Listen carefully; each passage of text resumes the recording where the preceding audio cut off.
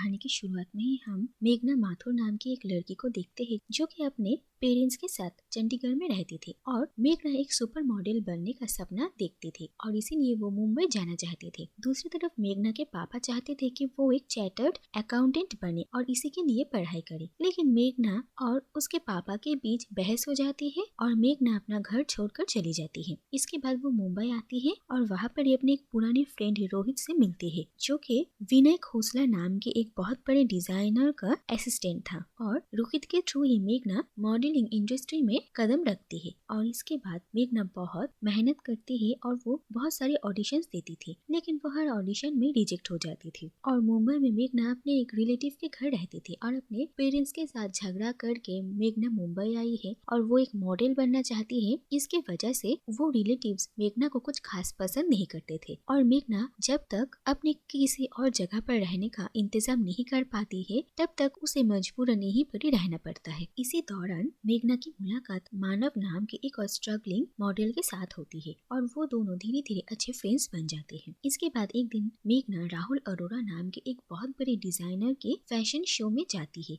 और वहाँ पर ही वो पहली बार सोनाली गुजराल नाम के एक सुपर मॉडल को देखती है जो कि इस फैशन शो की शो स्टॉपर थी और सोनाली से ही मेघना बहुत इंस्पायर्ड थी। इसके बाद मेघना को पता चलता है कि अगर उसे मॉडलिंग करियर को आगे बढ़ाना है तो उसे कार्तिक सूरी नाम के एक बहुत बड़े फोटोग्राफर से ही अपने कुछ फोटोज शूट करके अपनी पोर्टफोलियो बनानी पड़ेगी। लेकिन कार्तिक सूरी की फीस काफी ज्यादा थी और कार्तिक सूरी की इसी फोटोग्राफी फीस को कलेक्ट करने के लिए ही मेघना एक बोल्ड फोटोशूट करती है। उसे लगा था कि शायद इस फोटोशूट के बारे में उसके रिलेटिव्स को कुछ पता नहीं चलेगा, लेकिन इसके बाद ये देखा जाता है कि ये फोटो एक मैगजीन का कवर पेज बनता है और मेघना जिनके घर रहती थी वो ये मैगजीन देख लेते हैं, जो देखकर वो लोग मेघना को उनके घर में अब रहने देने के लिए तैयार नहीं थे और रातों रात मेघना को उनका घर छोड़ना पड़ता है और फिर मेघना जाकर मानव के साथ रहने लगती है। और फिर देखा जाता है कि धीरे धीरे मानव और मेघना दोनों ही एक दूसरे से प्यार करने लगते हैं और वो दोनों एक दूसरे को डेट करना शुरू करते हैं। इसके बाद एक दिन एक पार्टी में अनीशा रॉय नाम की एक बहुत बड़े मॉडलिंग एजेंसी की वर्कर मेघना को नोटिस करती है और अनीशा मेघना को अपने बॉस अभिजीत सारण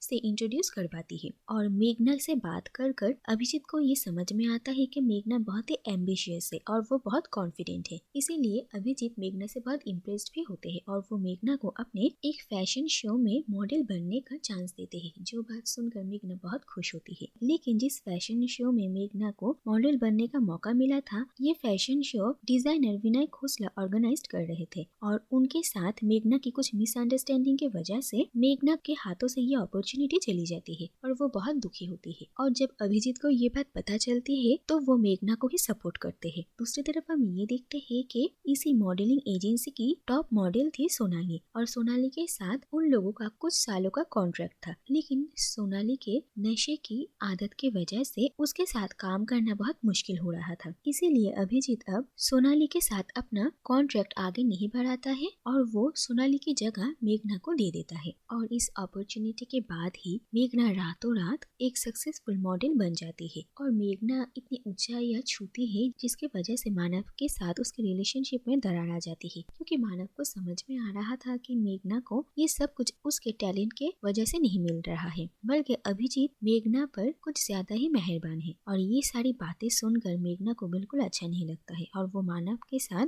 ब्रेकअप करती है और उसका घर भी छोड़ देती है। और इसके बाद देखा जाता है कि अभिजीत मेघना के लिए एक नया अपार्टमेंट लेता है और मेघना वहीं पर ही रहती थी और फिर धीरे धीरे अभिजीत के साथ मेघना का अफेयर शुरू होता है। दूसरी तरफ हम जेनेट नाम के एक और मॉडल को देखते हैं और मुंबई में आने के बाद जेनेट के साथ मेघना की दोस्ती हो गई थी और डिजाइनर राहुल अरोड़ा जेनेट का बहुत पुराना फ्रेंड था और राहुल बहुत सालों बाद जेनेट से मिलता है और जेनेट राहुल के लिए काम करने शुरू करती है। दूसरी तरफ हम ये देखते हैं कि राहुल का एक बॉयफ्रेंड था और इन सारी बातों को लेकर बहुत गॉसिप्स होते थे और और राहुल की माँ को उसे लेकर बहुत चिंता थी और राहुल अपनी माँ को दिलासा देने के लिए ही शादी करना चाहता था और वो जेनेट को अपने बारे में सारी असलियत बताता है और उससे एज अ फ्रेंड हेल्प मांगता है और जेनेट राहुल से शादी करने के लिए तैयार हो जाती है और राहुल और जेनेट का एक कॉन्ट्रैक्ट मैरिज होता है और उनकी शादी में मेघना, सोनाली और भी बहुत सारे बड़े बड़े मॉडल्स, डिजाइनर्स मौजूद थे। इसके बाद ये देखा जाता है कि धीरे धीरे मेघना के बिहेवियर में बहुत चेंजेस आने लगती है और उसकी सक्सेस सर चढ़कर बोलती है और उसकी इसी एटीट्यूड के वजह से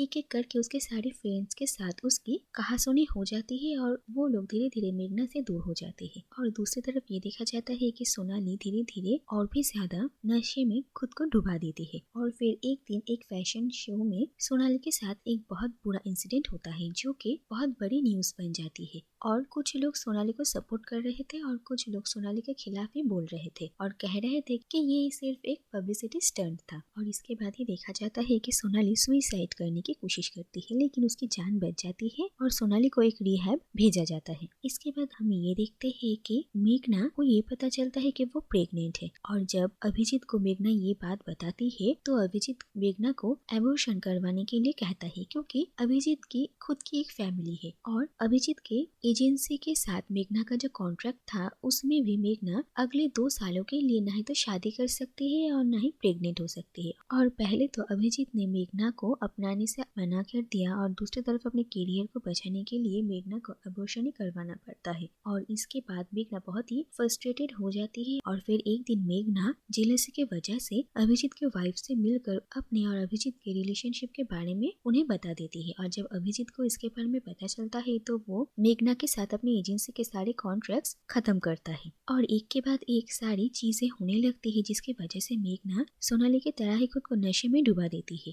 और आखिर में जब उसे होश आता है तो वो बहुत ही गिल्ट फील करती है और चंडीगढ़ अपने पेरेंट्स के पास चली आती है। मेघना डिप्रेशन में चली जाती है और उसके पेरेंट्स उसे बहुत सपोर्ट करते हैं और उसकी थेरेपी चल रही थी। ऐसे ही देखते देखते 1 साल बीत जाते हैं और मेघना के पापा ये रियलाइज करते हैं कि उसकी असली खुशी मॉडलिंग में ही है, इसीलिए वो मेघना को इनकरेज करते हैं और कहते हैं कि उसे वापस मुंबई जाना चाहिए और अपने करियर को नए तरीके से शुरू करना चाहिए। और मेघना ने जो सपना देखा था वो कुछ चंद लोगों के लिए खत्म नहीं हो सकता है और अपने पापा के इसी बात को सुनकर मेघना फिर से हिम्मत जुटाकर मुंबई जाती है और अपने मॉडलिंग करियर को शुरू करने की कोशिश करती है। सबसे पहले वो जेनेट, राहुल और अपने बाकी सारे फ्रेंड्स के साथ पैचअप करती है और जेनेट मेघना का साथ देने के लिए तैयार हो जाती है। इसके बाद राहुल मेघना को अपने एक शो में रैंप वॉक करने का मौका देता है लेकिन इतने वक्त बाद पहली बार फिर से किसी फैशन शो में पार्टिसिपेट करते वक्त इतने लाइट्स और कैमरा देखकर मेघना फ्रीज हो जाती है। और इसके बाद एक दिन मेघना की मानव के साथ भी मुलाकात होती है और मानव अब अपने मॉडलिंग करियर में अच्छा कर रहा था और मेघना मानव से माफी मांगती है और इसके बाद ही मेघना को ये भी पता चलता है कि मानव की एंगेजमेंट हो चुकी है। दूसरी तरफ एक दिन न्यूज में मेघना देखती है कि सोनाली को सड़क में पाया गया है और वो मेंटली इल है और इसके बाद मेघना सोनाली को अपने साथ अपने घर में लेकर आती है और उसकी देखभाल करने लगती है। इसके बाद मेघना को एक और मौका मिलता है और राहुल का एक और शो था जहाँ पर मेघना को ही शो स्टॉपर बनने का मौका दिया जाता है। मेघना और राहुल को बार बार